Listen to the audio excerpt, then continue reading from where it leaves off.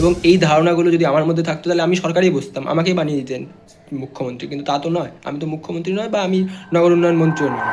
একটা মানুষের ঘর ভেঙে দেওয়া হয়েছে এবং তার দোকান ভেঙে দেওয়া হয়েছে শুধুমাত্র বেআইনি বলে তাকে। কিন্তু বুঝতে হবে সে বেআইনি দোকান দিতে কেন বাধ্য হয়েছে, বা এই কোট আনকোট বেআইনি কথাটা কেন প্রযোজ্য তার ক্ষেত্রে। কারণ তার কাছে ক্ষমতা নেই টাকা দিয়ে আইনিভাবে সরকার, আইএস অফিসার, বিভিন্ন বিউরোক্র্যাট, বিভিন্ন অফিসারদের টাকা খাইয়ে নিজের লাইসেন্সটা বের করার। সেই জন্য সে বেআইনিভাবে একটা ছোট্ট দোকান দিয়েছে। যদি তার কাছে টাকা থাকতো তাহলে সে বড় 5 তলা মল করতো এবং সেই মলের অর্ধেক ইলেকট্রাল বন্ডটা পার্টি অফ ফান্ডে পাঠাতো। বুঝতে পারছে? আইনি এবং বেআইনির এই কথাগুলো তখনই চলে যখন একটা সাধারণ গরিব সাধারণ মানুষ তার জীবিকা নির্বাহ করবার জন্য কিছু কিছু ভুল কাজ করে থাকে। কিন্তু সে ভুল কাজ করছে বলে যে তাকে তার ভুলের জন্য লঘু পাপে চরমদণ্ড দেওয়া হবে তা নয়। একটা রাষ্ট্রের দায়িত্ব ওয়েলফেয়ার স্টেট গঠন করা, সাধারণ মানুষের হয়ে কাজ করা। তার যদি জীবিকা নির্বাহ করবার ক্ষমতা না থাকে তাহলে তাকে জীবিকা প্রদান করা। আমাদের ভারতবর্ষের অর্থনীতির ক্ষমতা নেই সবাইকে চাকরি দেওয়ার, এটা সত্য কথা। তাই যে যার মতো চাকরি খুঁজে পাচ্ছে বা যে যার মতো জীবিকা নির্বাহ করার চেষ্টা করছে, তুমি তার কাছ থেকে যদি জীবিকাটা কেড়ে নাও তাহলে তুমি বেআইনি কাজ করছো, তুমি তাকে পথে বসিয়ে দিচ্ছ।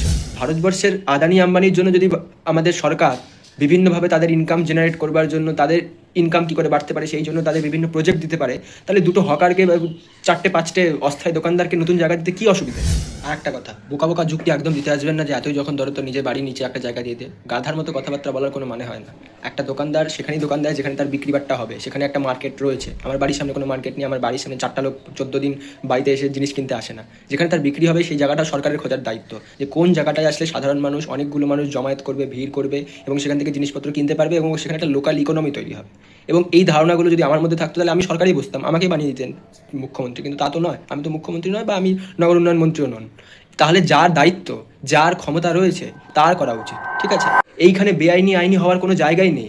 যে সরকার কার জন্য কাজ করবে, কার ভোটে জিতে আসছে এবং কার টাকায় সরকার গঠন করছে, এই অঙ্কটা বুঝতে হবে। আমাদের ভোটের থেকে ওদের টাকার জোর বেশি, এই জন্য ওদের দাম বেশি, আমাদের দাম করা হবে। আপনি যদি শান্তিপূর্ণভাবে প্রোটেস্ট করতে যান বা মিছিল করতে যান তাহলে আপনাকে জোর করে ট্রাফিক সিগন্যালে জাম করার দোহাই দিয়ে আপনাকে প্রিজেন্ট ভ্যানে তোলা হবে। আপনাকে জানতে হবে যে আপনি শুধুমাত্র এই দেশের নাগরিক 5 বছর পর পর ভোট দেওয়ার জন্য নয়, আপনি চাইলে যাকে ভোট দিয়েছেন তাকে প্রশ্ন করতে পারেন।